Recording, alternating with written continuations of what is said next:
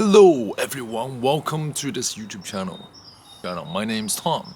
Let's go through the top 10 tips, some of the 10 tips for exams. So I'd buy textbooks if you can. If you don't have any textbooks, you don't need to spend money on textbooks. There's probably plenty of online resources if you go on Google. Just Google the topic that you're interested in. There probably is some video online resource out there for it. And nowadays you can use ChatGPT, AI. You don't even need to buy a textbook. Back then, when I was studying for A-levels, I bought loads of textbooks because I thought, why not, right? I wanted good grades. Watch relevant YouTube videos. There should be some relevant websites that allow you to learn all the A-level, or the A-level GCSE, whatever topic you're, doing on GCSE.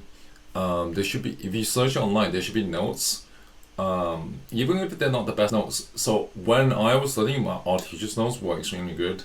Went to Warwickshire College, the teachers there were, amazing. But you can just search online. There should be some resources for it. And if you do the practice exercises, if you read revision notes, if it's like economics, you have to learn the analysis and the evaluation. There should be 5 or 10 bullet points, 5 bullet points for each, almost each slide. Memorize it, because the bulk of examination is basically memorization.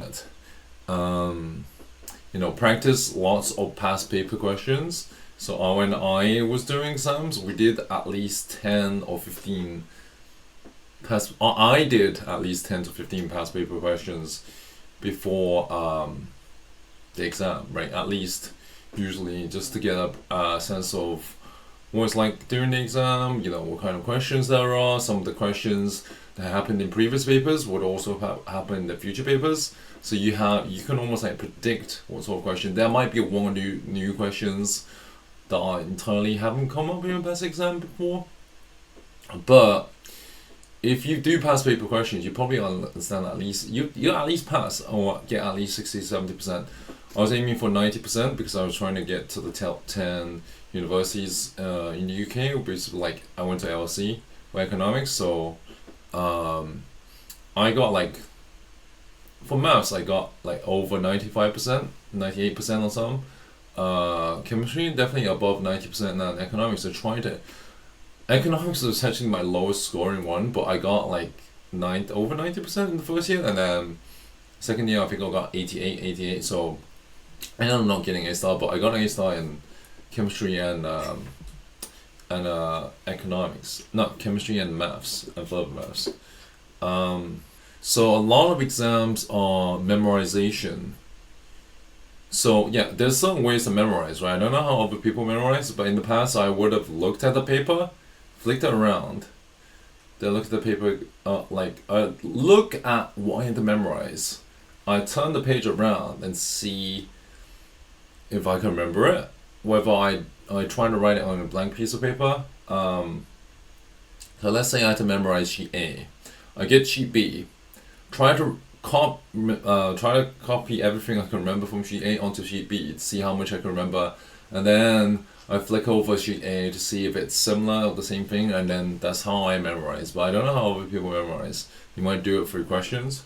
I suggest turning off any distractions, noise, find a quiet area. That's how I study. I know some people used to play music. I can't study with loud music. If I'm trying to study, I can't study with loud music. I needed somewhat quiet where I wouldn't be disturbed. And that was the same in exams. Based on when I was doing the past papers, I typically have 30 minutes left. And it's funny because I asked ChatGPT, what are the 6 traits? What are the traits that make a good student? I literally had every trait that made a good student. However, I didn't really have a lot of the traits that made basically the other stuff, what would take to be successful in the corporate world, what would make a great entrepreneur. I only had some of the traits, but for the student thing, I had a lot of the traits. If you run out of questions, you might want to look at questions from other examples. So let's say I was doing AKA maps, right? You could have done questions from edXL maps, but it's only if you run out of past papers questions to do on EK. Mainly you want to stick to your own exam board. But it's possible that because I have looked at other examples like OCR, I've done OCR economics. So sometimes they do have questions that are similar, but typically you wanna do the questions from the same exam board. If there's any topics you don't want to understand, you could, ask your teacher, or you could book a tutor, right? I actually do tutoring. I don't think I'm going to start tutoring agency anytime in the future, but anyway, you could book one-to-one tutoring with me, or maybe I could connect you with another tutor if I offer that service. I'm still trying to figure out if I offer that service.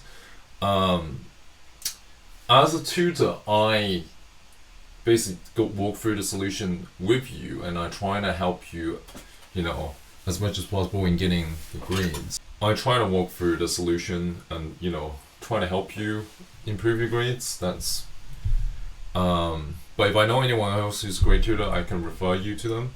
I might be offering a course on studying and tutoring. So if I drop a link in the description of some course, that might also So if you run out of questions, you can get your teacher to give you mock paper questions or exam papers. If you say, oh, I've done all these questions, can you give me any more questions? I might have some extra questions. One other suggestion is that you can hang out with kids who have good grades already. That's what I did. There were certain kids in my classes that got like 90% plus. Sometimes hanging out with them and asking what their thought processes are in answering the questions, how they answer them, looking at how they answer the questions, what they wrote on the questions. Sometimes that can be useful if you want to improve your grades, because these kids, they are naturally smarter. I don't know if naturally smart is the right word. Like, they're naturally better at these exams, but doesn't make them actually any smarter than you. But they are sharp though, some of these kids. And because I remember back when I was studying, there was a couple of people that were good at it, but then it's not that you can't replicate the results that they are getting by you can technically do that by hanging out with them, seeing how they answer the questions. So it's doable. And obviously, other suggestions, just revise more. If you revise more, do more practice questions. That's a natural step, improving your grades. Other suggestions, just to like search it on Google, or maybe these days you can just use AI. AI is not perfect. I know some schools don't ask you to use it, but if you ask specific questions to AI will have a solution. So that's pretty cool. Or if I have a course, I will link it in the description.